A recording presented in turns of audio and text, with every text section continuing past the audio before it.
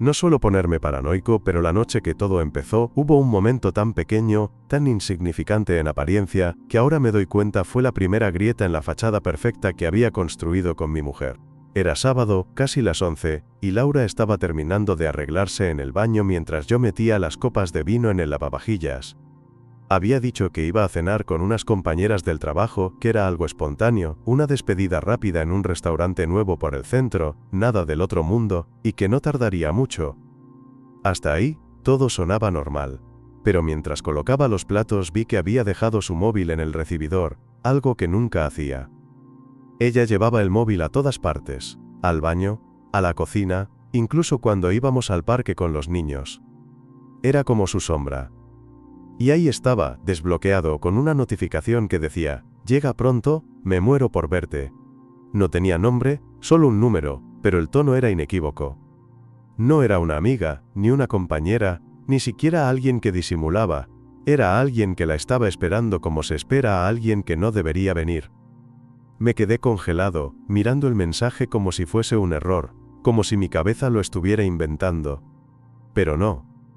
Volví a la cocina. Fingí estar ocupado con algo, y cuando ella apareció por el pasillo con ese vestido negro que rara vez usaba, uno que solía ponerse solo para nuestras cenas de aniversario o cuando quería impresionar a alguien de verdad, supe que algo estaba pasando.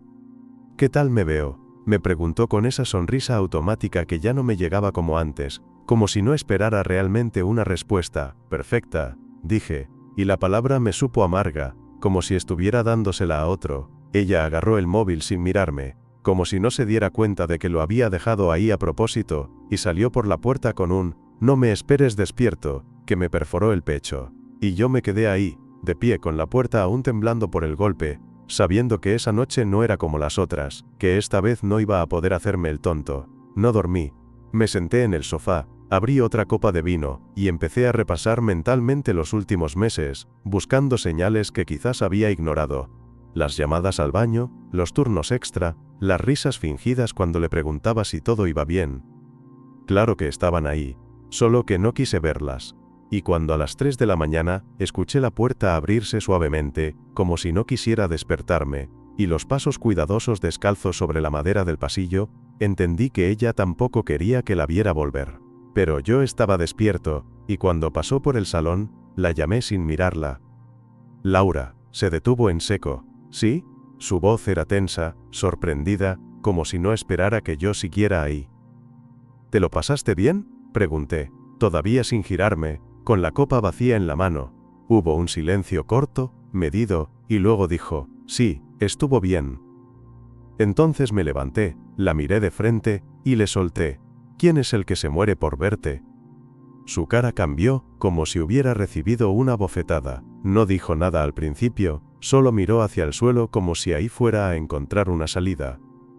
«No es lo que piensas», murmuró, y en ese momento supe que sí lo era, que no había margen para malentendidos ni espacio para excusas. Y lo peor no fue que mintiera. Lo peor fue que ni siquiera parecía sorprendida de que la hubiera descubierto. Laura se quedó de pie frente a mí, con la chaqueta todavía en la mano y el bolso colgando del hombro, intentando controlar su respiración como si un par de segundos de silencio pudieran borrar lo que acababa de escuchar. Yo no aparté la vista, esperaba una respuesta, una explicación, algo que al menos me diera una pista de lo que estaba pasando en realidad. Cuando por fin levantó la cabeza, me soltó con una calma forzada que el mensaje era de una compañera, que era una broma interna, que no debía darle importancia. Lo dijo sin titubear, pero sus ojos la delataron. Estaban tensos, moviéndose de un lado a otro como buscando una salida de emergencia. «No me tomes por idiota», respondí, dejando la copa sobre la mesa con tanta fuerza que casi se rompió. «Ese mensaje no se lo manda una compañera a otra, y tú lo sabes». «¿Con quién estabas esta noche?». Ella resopló, se quitó la chaqueta, y la lanzó sobre el sofá como si quisiera cerrar el tema con ese gesto. «Javi, de verdad, no me agobies. Es que no tienes ni idea de cómo son las bromas entre nosotras, siempre estás desconfiando de todo». Me hervía la sangre. No porque intentara negarlo, sino porque lo hacía con tanta seguridad que parecía haber practicado esa respuesta. No me jodas, Laura, que yo también sé leer. Nadie que se despide de una jubilación escribe algo así. Dime quién es. Ahora mismo. El silencio que siguió fue peor que cualquier confesión. No dijo nada. Se limitó a sacar el móvil del bolso y dejarlo sobre la mesa, como retándome a que lo revisara. Lo cogí sin dudar y empecé a deslizar entre los chats. El número no tenía foto, no tenía nombre guardado, y las conversaciones estaban incompletas, como si las borrara a propósito después de cada encuentro. Pero había lo suficiente. Frases cortas, quedadas rápidas, alguna foto borrosa tomada desde el coche de alguien. Todo era más que suficiente para confirmar lo que ya me temía. El estómago se me encogió, pero mantuve la compostura. Así que esto es lo que haces cuando dices que trabajas horas extra, ¿no? Ella me miró con los brazos cruzados, intentando mantenerse firme. No tienes derecho a espiarme. Yo también tengo mi vida, no todo gira alrededor de ti ni de los niños. Esa frase me atravesó más que el propio engaño. La soltó con una frialdad que nunca le había conocido, como si llevara semanas ensayando el discurso. ¿Tu vida? ¿Tu vida es escribirle a otro que se muere por verte? ¿Tu vida es llegar a las 3 de la mañana, con un vestido que ni siquiera te pones conmigo? ¿Eso es lo que llamas tener tu vida? Mi voz subió de tono sin que pudiera controlarlo, y noté que la rabia me salía en oleadas, pero no me importaba. Ella ya no era la mujer con la que me había casado. En ese momento era una desconocida que hablaba de derechos, mientras yo me preguntaba qué coño quedaba en pie de nuestro matrimonio. No quise discutir más delante de los niños, que dormían en la habitación del fondo. Cogí el móvil, y lo guardé en mi bolsillo. Mañana hablamos. Ahora duérmete, porque lo que viene no va a ser fácil. Ella intentó recuperarlo, pero se lo impedí. ¿Qué piensas hacer, Javier?, preguntó con una mezcla de desafío y miedo. Voy a saber con quién me estás engañando y cuánto tiempo llevas haciéndolo, y después decidiré qué cojones hago contigo. Subí al dormitorio, dejándola en el salón, y pasé la peor noche de mi vida. No cerré los ojos ni un segundo. Cada ruido de la casa me recordaba que bajo el mismo techo estaba la persona que me había traicionado, y esa certeza me revolvía el cuerpo entero. A la mañana siguiente, me levanté antes que ella y fui directamente a un amigo mío que trabajaba en informática. Le pedí que me ayudara a recuperar los mensajes borrados del móvil, y aunque al principio se mostró reacio, acabó accediendo. En menos de una hora, tenía delante de mí un historial que no dejaba lugar a dudas. No era un simple coqueteo, eran citas en hoteles discretos de las afueras, encuentros en su coche, mensajes llenos de promesas que me resultaban nauseabundas de leer. Llevaban meses viéndose, y cada conversación estaba cargada de complicidad. El tipo se llamaba Sergio, un comercial de otra empresa con la que ella colaboraba. No era alguien lejano, no era un desconocido, era parte de su rutina diaria, y eso lo hacía aún más insoportable. Cada vez que ella me decía que tenía una reunión, en realidad estaba con él. Cada vez que llegaba tarde, era porque estaba revolcándose con ese cabrón. Recuerdo que me quedé mirando la pantalla con las manos temblando, como si estuviera sosteniendo algo radioactivo. Quería tirarlo todo por la ventana, romper el móvil, salir corriendo, pero me obligué a mantenerme sereno. Guardé capturas, transferí todo al ordenador, y las imprimí. Necesitaba pruebas, necesitaba tenerlo todo en mis manos, porque intuía que cuando la confrontara, iba a negarlo todo. Pasé horas releyendo las conversaciones, cada palabra era un puñal, cada cita confirmaba que la mujer con la que había compartido más de una década no solo me había engañado, sino que lo había hecho con una tranquilidad pasmosa, como si yo fuera invisible. Cuando regresé a casa, ella estaba en la cocina preparando café como si nada hubiera pasado. Me acerqué y puse las hojas impresas sobre la mesa, una tras otra, hasta que su cara perdió el color. ¿Quieres que sigamos con el cuento de las compañeras de trabajo, o ya reconoces lo que hay?, pregunté. Laura se quedó paralizada, con la cuchara en la mano, incapaz de decir una palabra. Su silencio fue la confirmación definitiva, más que cualquier confesión. Mírame a la cara, Laura, mírame y dime si merece la pena todo esto. Dime si Sergio vale más que todo lo que tenemos aquí. Ella tragó saliva, dejó la cuchara en el fregadero y por fin habló. No es tan simple, Javier. Y con esa frase comprendí que lo peor aún estaba por venir. Laura se quedó inmóvil frente a las hojas impresas, con los labios entreabiertos y una respiración entrecortada que intentaba disimular sin éxito, como si su cerebro estuviera buscando una salida rápida que no llegaba. Yo la observaba sin apartar los ojos, cansado de su silencio, y finalmente solté lo que llevaba horas acumulando en la garganta. ¿Desde cuándo, Laura? Quiero la verdad ahora mismo, porque si me das otra mentira más la cosa se va a poner peor de lo que ya está. Ella agarró una de las páginas, la arrugó con fuerza y la lanzó al suelo, después me miró fijamente como si quisiera recuperar el control de la situación. No tenías derecho a hurgar en mi móvil, Javier, eso ya dice mucho de lo que eres, un desconfiado obsesivo que necesita vigilar todo. ¿Qué esperabas encontrar? ¿Que yo fuera una santa después de tantos años? Esa respuesta me encendió como la gasolina. Golpeé la mesa con la palma abierta, y la taza de café tembló con un ruido seco. Lo que esperaba era respeto, joder. Lo que esperaba era que la mujer con la que me casé no se metiera en un coche de mierda con un tipo cualquiera, mientras yo me dejaba la espalda trabajando y cuidando a nuestros hijos. ¿Eso es lo que merezco? ¿Que me escupas en la cara con tus excusas baratas? Ella no se acobardó, al contrario, dio un paso hacia mí y me habló con un tono tan frío que casi me heló la sangre. No es un tipo cualquiera. Es alguien que me escucha, que me entiende, alguien que no me mira como si fuera un mueble más de la casa. Contigo ya no siento nada, Javier. Te lo digo así, sin rodeos. Estoy cansado de fingir, de sonreír cuando no tengo ganas, de acostarme contigo como si fuera una obligación. Con él es distinto, me siento viva. Esas palabras fueron como un golpe directo al pecho, tanto que estuve a punto de perder el equilibrio, pero no dejé que me viera flaquear. Me acerqué hasta quedar a escasos centímetros de su cara y le respondí con la voz quebrada por la rabia contenida. Tú me dices que no sientes nada, pero ¿acaso pensaste en lo que yo sentiría al enterarme de todo esto? ¿Pensaste en nuestros hijos cuando te ibas a meter en un motel barato con ese cabrón? No, claro que no, porque lo único que importa aquí es lo que tú sientes. Ella apretó los dientes y me devolvió la mirada con un odio que nunca había visto en ella. ¿Nuestros hijos? No metas a los niños en esto. Con ellos siempre he sido una madre ejemplar, y lo sabes. Esto es entre tú y yo, Javier, y si tanto te duele, es porque hace tiempo que dejaste de cuidarme. Te preocupas por el trabajo, por la casa, por todo lo demás menos por mí. Yo no he destruido nada, lo nuestro ya estaba roto. Sentí como el calor me subía por el cuello hasta la cabeza. No podía creer que estuviera justificando meses de engaños con un discurso tan miserable.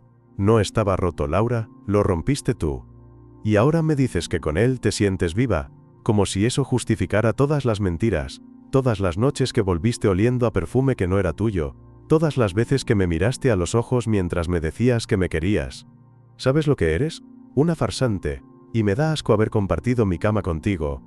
Ella retrocedió un paso y me miró con los ojos vidriosos, pero no de arrepentimiento, sino de rabia contenida.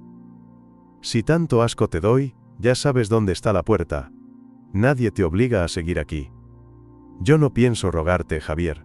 No voy a fingir arrepentimiento solo porque me pillaste. Sí, estuve con Sergio, y sí, lo haría otra vez si me diera la gana, al menos con él siento que existo. En ese momento perdí el control, no la toqué, pero el impulso me llevó a dar un golpe brutal contra la nevera que retumbó por toda la cocina. ¿Otra vez? ¿Lo harías otra vez? ¿Delante de mí? ¿Tienes la cara de decir eso? Eres una sinvergüenza, Laura, y te juro que voy a hacerte pagar cada humillación que me has hecho pasar. No voy a quedarme quieto mientras tú disfrutas a escondidas. No voy a dejar que pienses que puedes pisotearme y salir ilesa. Ella se llevó las manos a la cara, no porque temiera que le pegara, sino porque entendió que yo no iba a rendirme, que no iba a dejar que la situación se quedara en simples reproches. No puedes controlarme, Javier, no soy tu propiedad, y si quieres guerra, la vas a tener. Porque yo no me pienso esconder ni un minuto más. Su desafío me revolvió aún más. Me acerqué hasta casi tocarla con el pecho y le respondí en un susurro cargado de veneno. No necesito controlarte, Laura, lo único que necesito es mostrarte lo que cuesta traicionarme. Y lo vas a aprender aunque te duela. El resto del día fue un infierno. Los niños notaron el ambiente cargado y yo tuve que fingir normalidad, para que no se dieran cuenta de lo que estaba pasando. Pero cada vez que me cruzaba con ella en la casa, el aire se volvía irrespirable. Me hablaba con frases cortas, intentando provocar, y yo la ignoraba porque estaba planeando mi siguiente paso. Sabía que la confrontación había terminado, pero la guerra apenas acababa de empezar. Ella pensaba que tenía ventaja porque yo estaba destrozado, pero lo que no imaginaba era que mi dolor ya se había transformado en otra cosa, algo más frío y calculador. Esa noche me encerré en el despacho de casa con el ordenador delante y los documentos esparcidos por la mesa, fingiendo que trabajaba en presupuestos de clientes, pero en realidad lo único que hacía era planear la forma de devolverle a Laura cada uno de los golpes que me había dado. No quería simplemente gritarle o echarla. Eso sería demasiado fácil y hasta le serviría de excusa para pintarme como un monstruo delante de los niños y de su familia. Yo necesitaba algo más preciso, algo que le hiciera entender que cada mentira tenía consecuencias. Así que empecé por lo más simple: dinero. Ella siempre había confiado en que yo llevara las cuentas, porque decía que se liaba con los números. Lo que no sabía era que yo ya había transferido parte de los ahorros a una cuenta a mi nombre que ella no podía tocar. Esa era la primera jugada: asegurarme de que, si llegaba el divorcio, no se quedaba con todo lo que habíamos construido. Al día siguiente me levanté temprano y preparé el desayuno como si nada, para que los niños no notaran el veneno que corría por la casa. Laura entró en la cocina con una bata y el pelo aún húmedo de la ducha. Me miró con esa frialdad calculada que había adoptado desde la confrontación y se sentó a la mesa como si yo no existiera. Me limité a ponerle el café y a sentarme enfrente. «Hoy tengo que ir al banco a resolver un par de cosas de la hipoteca», dije con naturalidad, y ella apenas levantó la mirada del móvil para contestar con un «haz lo que quieras». Ese desinterés me confirmó que ya no había marcha atrás.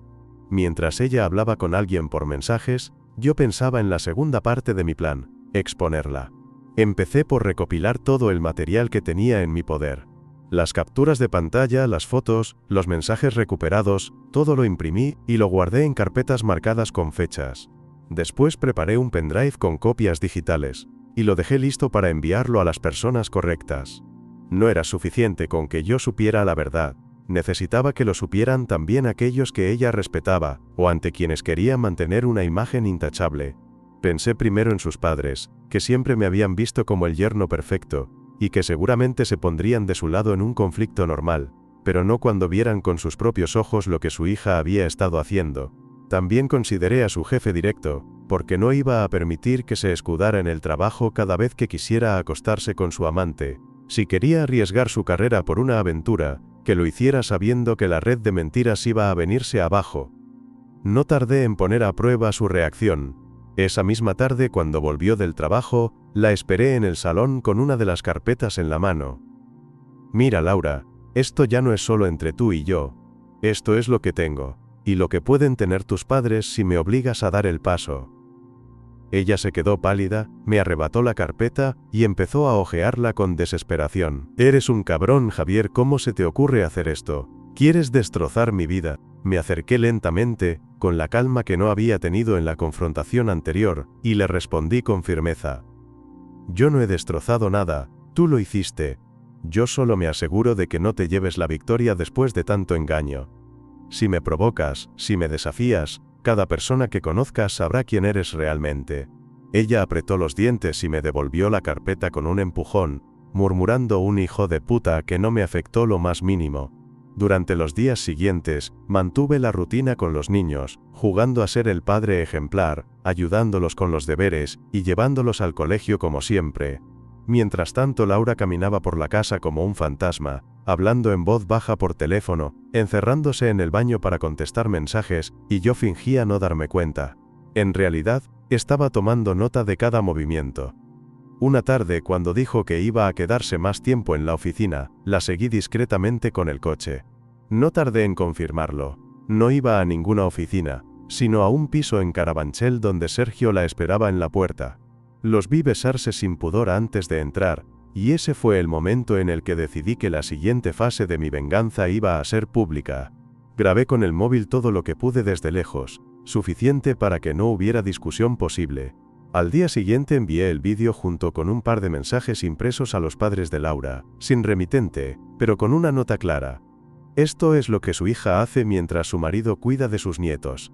El estallido no tardó en llegar. Su madre llamó histérica, preguntando qué significaba todo aquello, llorando al otro lado del teléfono mientras yo mantenía un tono calmado. «Señora Carmen, yo no quería que se enterara así, pero su hija tomó sus decisiones, y yo no tengo nada que ver con ellas. Pregúntele a ella». Esa noche, cuando Laura entró por la puerta, La encontré con el rostro descompuesto, los ojos rojos de tanto llorar y el bolso colgando como un lastre. ¿Qué les has mandado a mis padres, Javier? ¿Cómo has podido?, gritó con desesperación. Yo la miré fijo, sin pestañear. La pregunta no es cómo he podido, la pregunta es cómo has podido tú.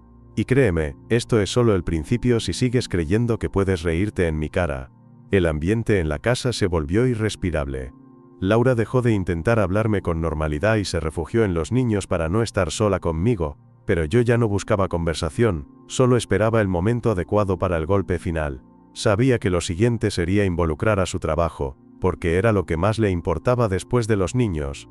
Tenía en mi poder correos electrónicos en los que quedaban claras las excusas inventadas para ausentarse, y un par de facturas de hoteles que había pagado con la tarjeta conjunta. Con eso bastaba para hundir su reputación en la empresa.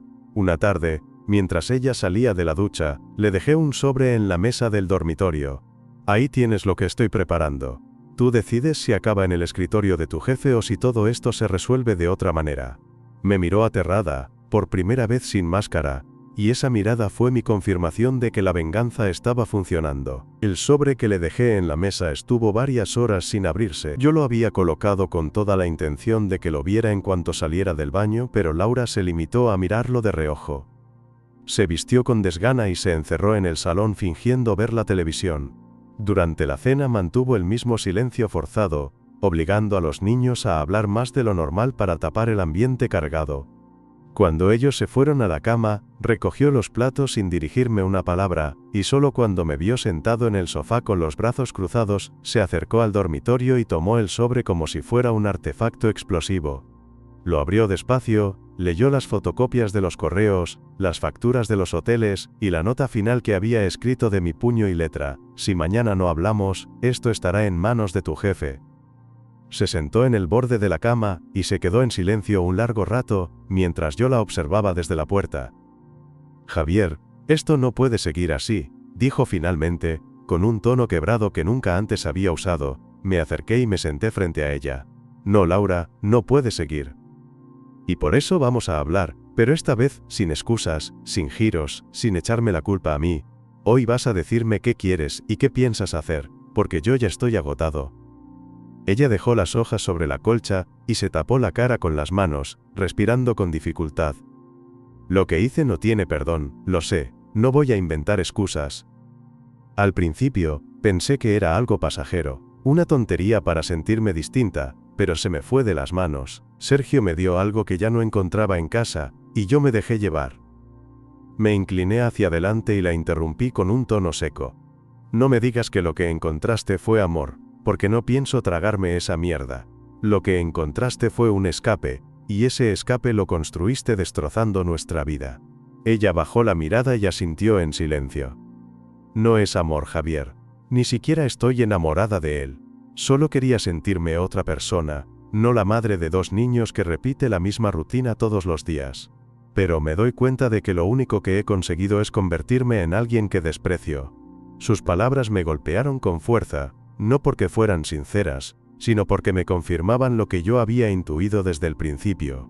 No era Sergio el verdadero problema, era ella misma. Entonces, si lo sabes, ¿por qué lo seguiste haciendo durante meses? ¿Por qué volviste una y otra vez en lugar de parar? ¿Por qué tuviste que esperar a que yo lo descubriera para admitirlo? Ella se mordió el labio inferior, y me respondió con la voz rota. Porque soy cobarde. Porque no tuve el valor de enfrentarme a ti y decirte que me sentía vacía. Porque cada vez que lo pensaba me parecía más fácil inventar otra excusa y salir corriendo. Hubo un largo silencio, interrumpido solo por los ruidos de la calle que entraban por la ventana entreabierta. Yo la miraba con una mezcla de rabia y tristeza, preguntándome en qué momento se había roto la mujer que conocí. Entonces, ¿qué quieres hacer ahora?, le pregunté finalmente. Porque yo ya he tomado mi decisión. Yo no voy a vivir con alguien que me engaña, que me miente en la cara y que encima me culpa de su vacío. Yo no voy a ser tu plan B ni tu muleta cuando te sientas sola. Ella levantó la cabeza con los ojos enrojecidos y me miró con una franqueza que no esperaba. No quiero perder a los niños. No quiero perder esta casa ni la vida que hemos construido. No quiero separarme, pero tampoco puedo prometerte que todo volverá a ser como antes. No sé si puedo darte lo que esperas de mí. Mi primera reacción fue reír con amargura. Lo que yo espero es respeto, Laura. No espero que me adores, no espero que vivamos en un cuento, lo único que esperaba era que me respetaras lo suficiente para no meter a otro en nuestra cama aunque fuera de manera figurada. Y ni eso has podido darme.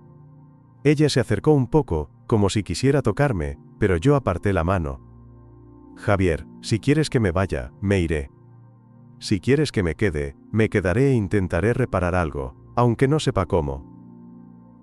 Solo dime qué prefieres. Esa súplica me dejó un sabor amargo. Durante años había deseado escuchar de ella alguna señal de compromiso, y ahora que la tenía delante, sonaba hueca, tardía, forzada por el miedo. Me levanté de la cama y caminé hasta la ventana. No se trata de lo que yo prefiera, se trata de lo que tú has hecho. Si decides quedarte, vas a quedarte sabiendo que no confío en ti, que cada vez que cojas el móvil o salgas a la calle, voy a preguntarme con quién estás.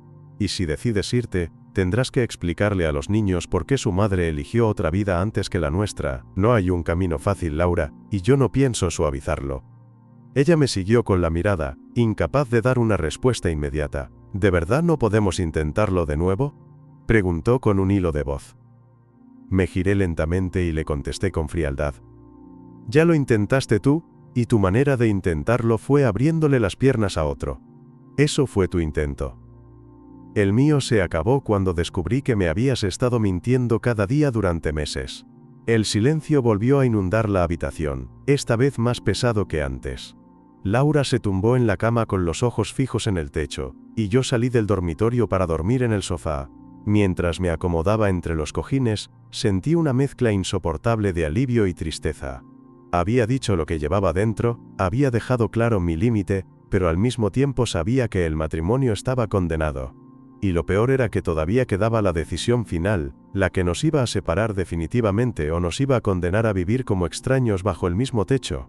Pasé la noche en el sofá sin pegar ojo, escuchando cada crujido de la casa como si fuera un recordatorio de que estaba viviendo en un lugar que ya no me pertenecía de la misma forma. No era por las paredes ni por los muebles, era porque esa casa había sido construida con confianza, y ahora solo quedaban restos de mentiras y reproches. Al amanecer me levanté, preparé café en silencio, y me quedé mirando la cafetera como si la rutina pudiera darme respuestas. Laura apareció con la misma cara de cansancio, me observó desde el marco de la puerta y no dijo nada, solo se sirvió una taza y se sentó enfrente de mí. Estuvimos así varios minutos, bebiendo sin cruzar palabra, hasta que decidí romper el silencio. He estado pensando toda la noche y creo que ya no hay nada que salvar. No quiero una vida en la que tenga que vigilar cada movimiento de mi mujer para asegurarme de que no me está mintiendo. No quiero una relación en la que me sienta un intruso en mi propia casa. Lo nuestro ha terminado. Ella bajó la mirada hacia el café, lo removió con la cucharilla y se quedó callada unos segundos antes de contestar. Entonces esto es definitivo, ¿no? Ni siquiera quieres intentarlo por los niños, ni por la familia. Su voz era un susurro quebrado, como si aún esperara que me echara atrás. Precisamente lo hago por los niños, respondí con firmeza. No pienso enseñarles que un matrimonio puede basarse en la mentira, en la traición y en la falta de respeto. Prefiero que crezcan viendo a un padre que tomó una decisión dura pero necesaria, antes que a uno que se dejó humillar día tras día solo para mantener una fachada. Ellos merecen la verdad, aunque duela. Laura respiró hondo, se pasó las manos por la cara y me miró con los ojos vidriosos. Yo no quería que llegáramos a esto, Javier. Pensé que podía manejarlo, que nadie saldría herido si lo mantenía separado, pero estaba equivocada. No sé cómo pedirte perdón porque sé que no me lo vas a aceptar. Su confesión sonaba sincera, pero ya no tenía ningún valor para mí. El perdón no es lo que está en juego. Lo que está en juego es que yo pueda volver a mirarte sin sentir asco. Y eso ya es imposible. Me levanté de la mesa, recogí mi taza y la dejé en el fregadero. Voy a llamar a un abogado. Lo mejor es que organicemos la separación cuanto antes. El resto de la mañana transcurrió en un silencio cargado. Los niños se levantaron, desayunaron y nos vieron con las caras largas, intuyendo que algo grave pasaba. Laura fingió sonrisas, yo me limité a dar respuestas breves. Después de llevarlos al colegio, volví a casa y la encontré en el salón, sentada con el móvil en la mano. ¿Se lo vas a contar tú o se lo digo yo?, Le pregunté sin rodeos. Ella me miró aterrada, como si no hubiera pensado en ese momento. Déjame al menos hablar con ellos primero, Javier. Son pequeños, no van a entenderlo. Negué con la cabeza. No son tan pequeños como crees. Y prefiero que se enteren por mí, porque yo no voy a disfrazar la verdad. Les diré que sus padres ya no pueden seguir juntos, y que la culpa no es de ellos. Tú puedes añadir lo que quieras después. Esa tarde, cuando volvieron del colegio, los sentamos en el salón. Laura intentaba encontrar las palabras, pero yo fui directo. Mamá y yo hemos decidido separarnos. A partir de ahora las cosas van a cambiar, pero los dos vamos a seguir siendo vuestros padres, y vamos a cuidar de vosotros como siempre. Esto no tiene nada que ver con vosotros, es algo entre los dos. Los niños se miraron confundidos, y la mayor, que tenía 10 años, preguntó con lágrimas en los ojos. ¿Es porque mamá y tú ya no os queréis? Laura se quebró en ese instante y rompió a llorar, pero yo mantuve la calma. Yo la quise mucho, y ella a mí también, pero a veces el cariño no es suficiente cuando se pierden otras cosas importantes. Lo que quiero que recordéis es que siempre vais a tener a los dos. Esa noche dormí en el sofá otra vez, pero esta vez no fue por la rabia sino por la certeza de que ya había tomado la decisión correcta. Al día siguiente contacté con un abogado y empecé los trámites. Laura no puso resistencia, como si supiera que no tenía margen para negociar. Durante los días siguientes empezó a dormir en la habitación de invitados, y las conversaciones se redujeron a lo esencial. Yo me centré en organizar mis cosas, buscar un piso cercano para no alejarme de los niños y preparar cada documento necesario para el proceso. Un viernes, cuando estábamos solos en casa, ella se acercó y me dijo con la voz baja: «Ojalá hubiera tenido el valor de hablar contigo antes de todo esto, quizás las cosas habrían sido diferentes». Me quedé en silencio unos segundos antes de responder. Quizás. Pero ya no importa. Lo que importa es que ahora cada uno siga su camino, y que los niños sufran lo menos posible. Si de verdad quieres reparar algo, que sea con ellos.